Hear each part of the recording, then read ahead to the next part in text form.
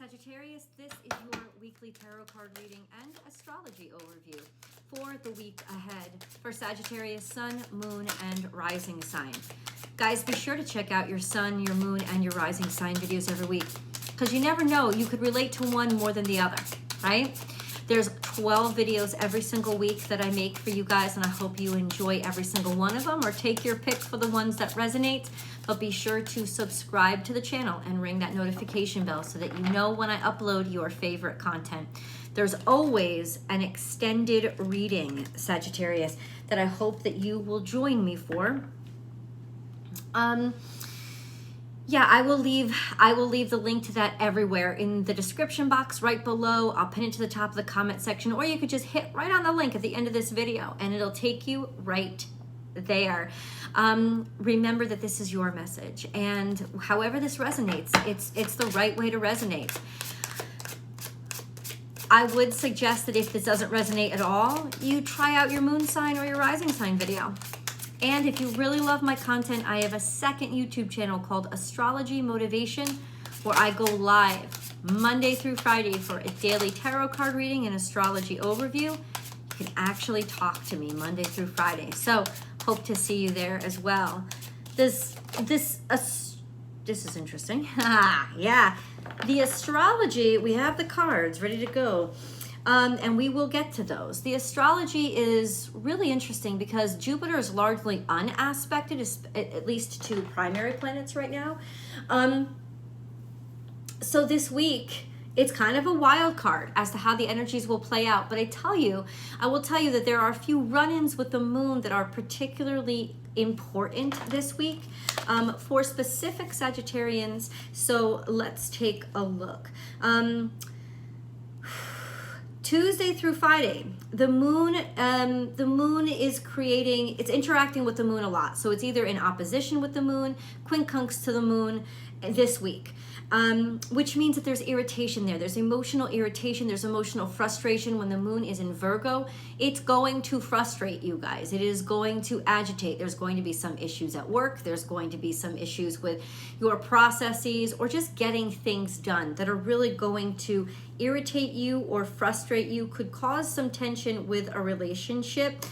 If in a long-term partnership, especially once that moon goes into Libra, briefly unrelatable because of varying emotions. So a sense of dissonance a little bit between your partnerships, between your partner, close, intimate partnerships, like a sense of, they don't get me. I don't understand what they're trying to say. There's a little bit of dissonance, like almost blindsided a little bit.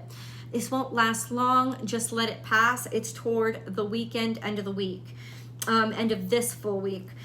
Friday could offer clarity, however, on this situation, because while the moon is in Libra, it is going to be in opposition to Jupiter, which is your ruling dignitary. So even though you may be blindsided and a little bit frustrated, it is part of a grand air trine between Venus, Mars, and the moon, which is romance personified. It is clarity, articulation, communication.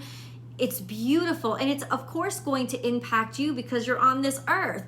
So the direct relationship between the moon in opposition to Jupiter is kind of almost like this could if you've been having that irritation within your relationship, this could be when everything is clarified and that things start to take a turn for the better. Let's put it this way.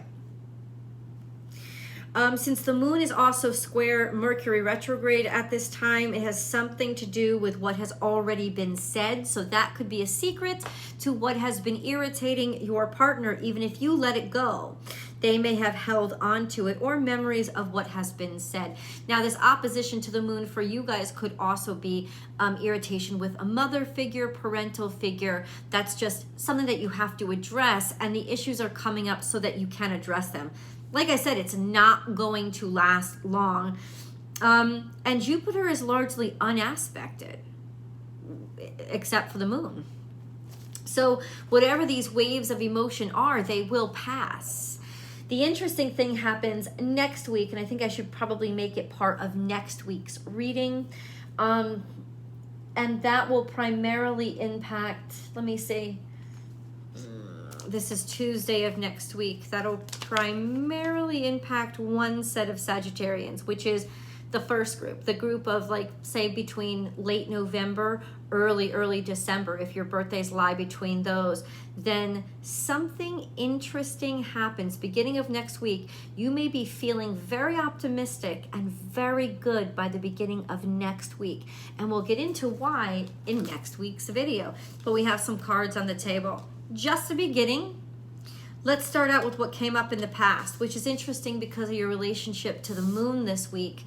We have Cancerian energy, but it's awkward. It's not necessarily you're stuck or you can't move, or maybe there was an accident, but there definitely wasn't a full-on maternal happiness, something there that was just stunted. Let's put it this way, arrested development. And then we have the Knight of Pentacles, which is coming out in our current situation.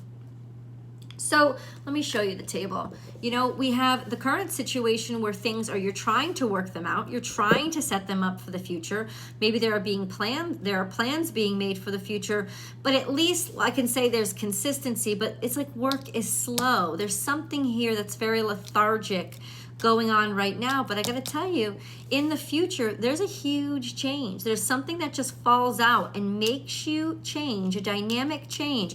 And this would not come out if it isn't directly related to where you are headed. So it means right now, during this week, something is slow, something is stagnant, something is status quo, but by next week, there is going to be a huge kind of earth-shattering life change. That means you are finally finished with one chapter. And what this is, we're going to get into. Let's try to articulate the cards and see what else comes out.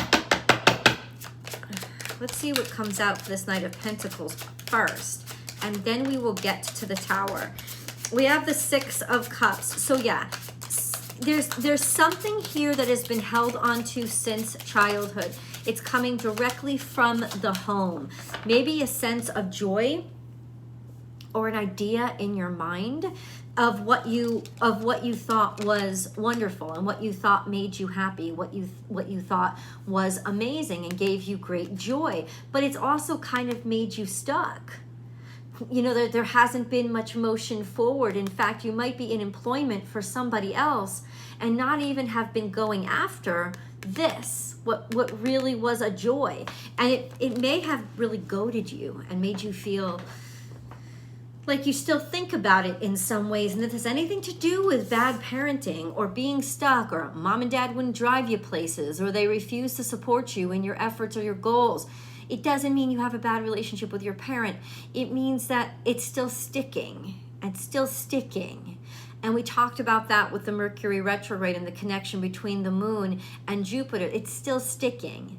It's bothersome. We have to get deeper into what this Tower is, because it is absolutely a game changer. And it's saying that something basically shatters, fractures, falls apart to force you to move on and get out of maybe a mindset, maybe a job, maybe a relationship. Let's see. I want to get a little bit deeper into what this Tower is. Articulate for me what this Tower is. What is this big life change that's happening in the not too distant future for Sagittarius? What is this? There's a judgment, a decision that comes down. In other words, it's fated and it's destined, so there's no really way to avoid it. But I think it's a surprise decision, and it's the World card is coming out again. It's really not articulating to me details, and that's what I want. We got to get to the bottom of this, guys. Absolutely. So in other words, it's basically saying it doesn't necessarily have directly to do with you, but it's going to basically impact you. There is a judgment made on a global or national scale that basically shocks you, but changes your destiny or changes what you are stuck in, especially if this had something to do with being stuck in money or with money. Maybe you owed a lot of money, a lot of debt, or you had been stagnated financially for quite some time, maybe since childhood. This could be a radical decision that's made. Like I said, not exactly for you, but it will definitely impact you in a wonderful way, because what it's saying is it'll give you freedom. It'll make you the master of your own destiny or your own fate from this point on. Oh, Suki. Let's pull a moon card. I think this is really interesting. And we've only just begun. Sagittarius, please. Moon card for Sagittarius. What do you got for them? Now, the moon, like I said, is going to be very impactful this week. And so there'll be mood swings because the moon doesn't stay long, right? It just kind of teases you, whacks you with some feelings, and then leaves. And the mood swings can be particularly frustrating. Think being on your period, really. Or, I mean, if you have a Cancerian friend, it's like you're a little bit like them right now. Be bold and make the first move. So it's almost like maybe your family or your parent was stuck, but you decided to take a step in a different direction. Or even though somebody tried to stop you in the past, you didn't. You refused to stop. You decided to move forward anyway. This is the energy of something that was stuck or stagnated, but you didn't take no for an answer, or somebody didn't take no for an answer, or something had to be done to stop whatever this was, which is stuck, which is stuckness, which is not moving forward, which is unsupportive, which is kind of it could be a toxic family situation, to be honest with you. But be bold and make the first move. This is a sense of you wanted to be different. You wanted to generate energy to kick you out of there. Okay, and then we flop all the way over to the present day, but future. Nothing is yet set in stone, so something is still being negotiated. Okay? Nothing will come of this situation and take time to breathe out. So there is something that is going to, it's almost like something that's been frustrating you a long time or causing a lot of stress. It's like, listen, you're stressing over something that hasn't happened yet. That's what's being made very clear. And you may be stressing unnecessarily because what you think is going to happen, which is the reason for your stress, is actually never going to happen. It's never going to happen. We're not stuck here. Nothing is actually set in stone.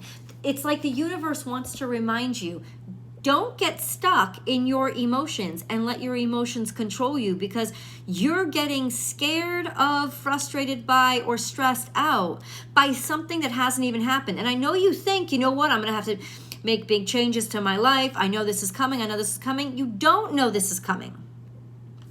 You suspect that it's coming, but there's a dynamic change that's going to happen to make it not come. And so stressing about it and carrying this burden for so long, especially the stress regarding the burden or because of the burden, is like, exhale, baby, exhale. Because you know what? Nothing is yet set in stone. There's a reminder of this hasn't even happened yet. It's like the old adage, I will cross that bridge when I come to it. Oh, yeah. You have to plan. You have to plan. Plan for what? It's so far out and something's gonna happen. Let's get deeper into this because like the cards were they were avoiding me. They didn't want to answer this question. But I think maybe because everything is still in fluctuation. And so there's nothing to worry about, because even the thing itself that you see coming, that you think is going to drain all your money, it's in flux too. So we don't know necessarily how this is going to impact us yet. There is just a sense of dread because you know it's scheduled to come. Hold on.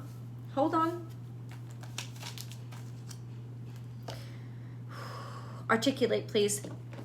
There's a tower here. What are we afraid of?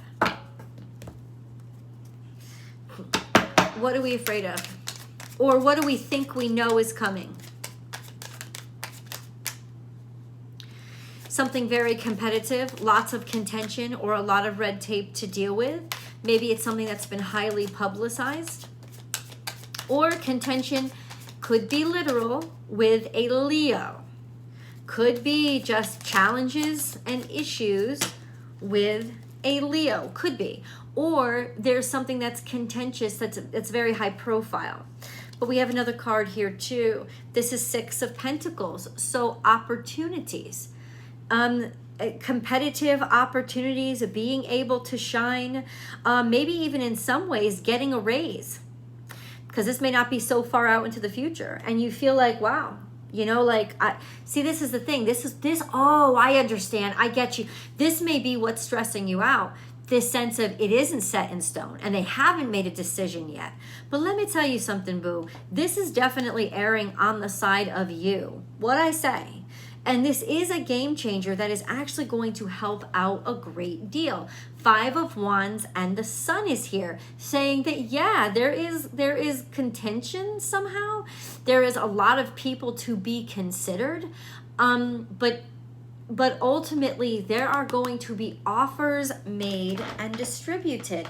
So it feels really good, and you'll be in a particularly ripe spot. Now, ripe for what? Ripe for what? That's another question for the cards. Let's get into it. No, yeah. No. What's coming out of this Sun card? What's coming out of this big change or big opportunity?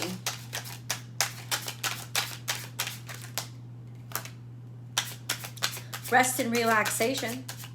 Your mind will be put at ease. That's the first card that I see. It's the Four of Swords, which means, yeah, you can reflect on this moment.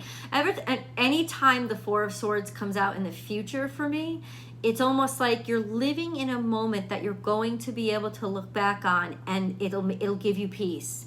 You'll find serenity. So that's why it's saying if you keep stressing out, and I know that never in the history of not stressing has anybody stopped stressing because they were told don't stress. I get it, but as a tarot card reader, as an astrologer, I hope you believe in this stuff. That's why you're watching this video. The message is you don't have to stress what you think you're stressing about, because things are actually really going to work out way better than you think they are, because of this Tower moment that has everything to do with a decision being made where you come out on top, even if you are in a very competitive or contentious situation. We have the Knight of Cups. There is an offer of love for you, or an offer of gladness, or an offer of hopefulness. This could even be a Cancerian that you know. So there is a sense of, this would be a younger Cancerian, maybe 25 years old. It's almost like, listen, this motherfucker right here is going to be exceptional. I mean, fate, they're the wheel of karma. They're kind of what changes the deal and start everything new. This could be also diverging. This could be also diverging from family karma and saying that wheel is broken, especially when it comes to being stuck, being stagnated, kind of being poor, having to take shitty jobs your whole life or since you were younger. Somebody is breaking that cycle and starting a new one, right? And it's by going in their own direction and doing things their own way. This is also a new start, and it's a pacification. So this is a sense of whatever you're worried about. There is such a sense of it will be so peaceful compared to what you think it will be. And then you have this new option, opportunity, intent, right? Passion. This is somebody with a lot of passion that's basically blazing their own trails and changing the game. This is family karma that is finally healed, and this person has a beautiful future ahead. So why the worry? Why the stress? Six of Cups, we have it again. Because of something that happened in the past, because of something that happened in or because you had to fight and scrimp and save and bust your ass your entire childhood. Because shit didn't just come to you. But honey, you know what it's telling you? This is you. Your child didn't change the game. You changed the game. And that's why your child is set up for success, or future generations, or you've set yourself up for success and you've broken through. And the tension and the worry and the stress is all related to your past. And that's why there's so much contention with the moon, to make you confront that maternal fourth house. Where did I come from? Why do I believe these things, right? Do I believe them because I was taught them and they're my early experiences, or do I believe them because they're actually what's in front of me right now? And I think upon investigation, you will see that what's in front of you right now is completely different. You're actually a lot closer to living your dream than you think. We have the Hermit and we have this Aquarian energy, the Star card. This is like a sense of your hard work is really paying off, because somebody had the nerve to every day methodically bust their ass and work for a goal. Let's see where this Star card leads you. I'm going to go to the extended. I'll see you guys there.